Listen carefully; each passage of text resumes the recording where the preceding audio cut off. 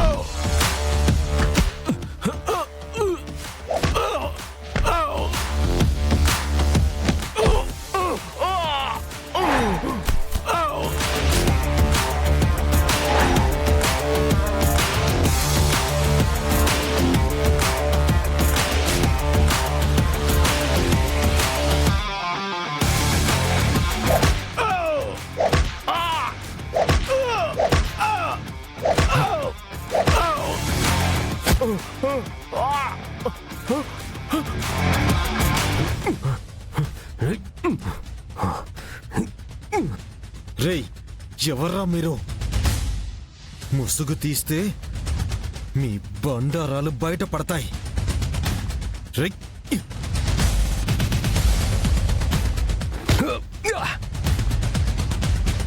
రేయ్, ఆగ్రా.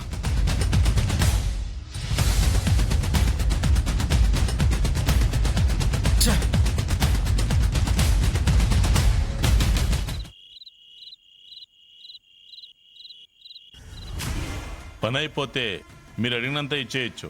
పని కాకముందే ఇవ్వాలంటే కష్టం కదా. మా పెద్దోడు వచ్చాక ఏ విషయం మాట్లాడి మీకు మళ్ళీ ఫోన్ చేస్తాను. ఉంటాను.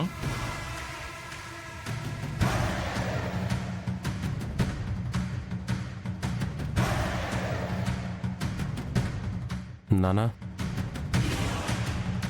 మళ్ళీ నాకు పోలీస్ ఉద్యోగం వచ్చింది. శభాష్. నిన్ను ఇన్నాళ్ళు ఇంట్లో కూర్చోబెట్టిన ఆ శివపార్వతికి బుద్ధొచ్చేలా చెయ్యి. ఆడపిల్ల మీద అసూయ పడకండి. వీడు చేసిన అన్యాయానికి వేరే వాళ్ళైతే పళ్ళోడు కొట్టేవాళ్ళు. కానీ తను ఆ పని చేయకుండా ఉద్యోగం ఊడగొట్టి ఇన్నాళ్ళు ఇంట్లో కూర్చోబెట్టింది. తన కర్తవ్యం నిర్వర్తిస్తే మీరు ప్రతీకారం తీర్చుకోవాలని ప్రయత్నించకండి. నువ్వు ఊరుకోమ్మా.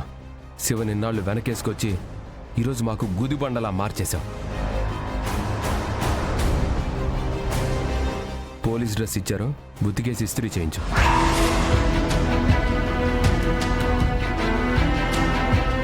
అదేంటి, చేతికేమైంది?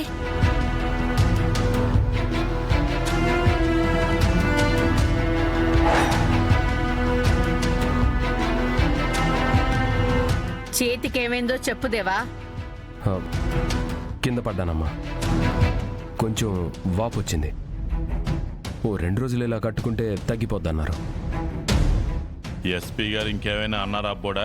ఇంకేమంటారు నాన్న, నువ్వు డీజీపీ గారితో మాట్లాడావని కూడా చెప్పారు. కాకపోతే డిసిప్లినరీ యాక్షన్ కింద ఓ 1 నెల రోజులు శివపార్వతి కింద పని చేయాల్సి వస్తుంది. అదేందబ్బోడా, ఉద్యోగం మారుండదా? ఉద్యోగం మారుండదు. మీ కొడుకు మారాలని అలా చెప్పుంటారు. కరెక్టే నాన్న, ఈసారి అమ్మకు అర్థమైంది. నువ్వు అర్థం చేసుకుంటే బాగుంటుంది.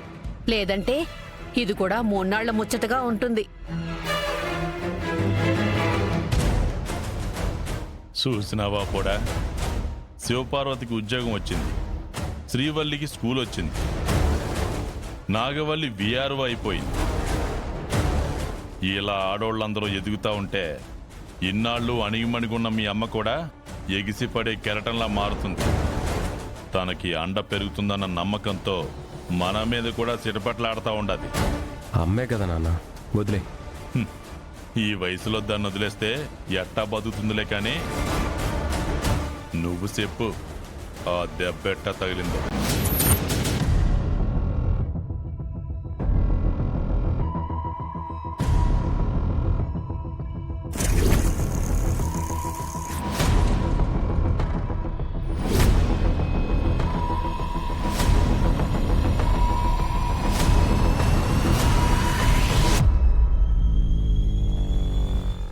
కింద పడ్డానని చెప్పాను కదా నాన్న.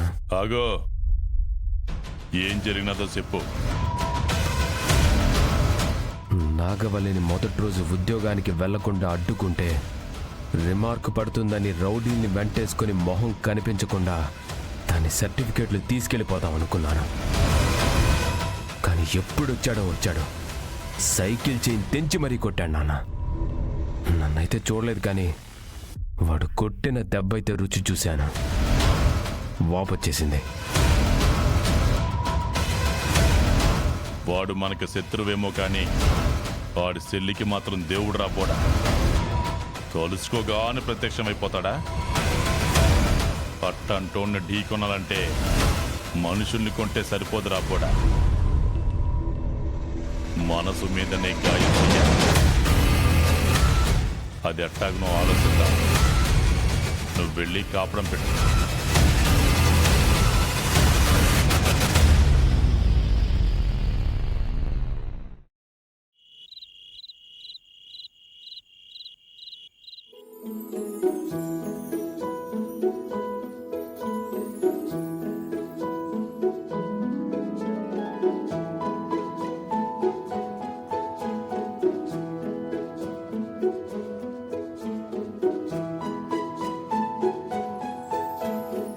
చీకటి పడింది, ఇంకా వదిన పోలీస్ స్టేషన్ నుంచి రాలేదన్నయ్య.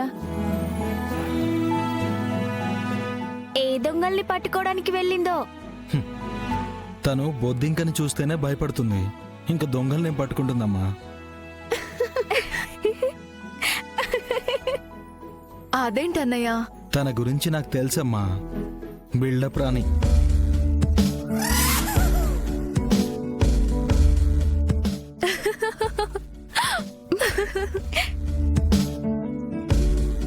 వింటే ఫీల్ అవుతుందేమో అన్నయ్య. ఎలా వింటుందమ్మా?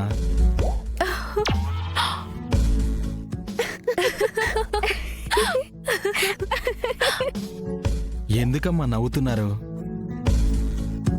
ఓహో, తనని చూస్తే ఎవరికైనా నవ్వొస్తుందని అలా నవ్వుతున్నారా? జీ5 యాప్ డౌన్లోడ్ చేసి అన్ని ఎపిసోడ్స్ పూర్తి ఉచితంగా చూడండి.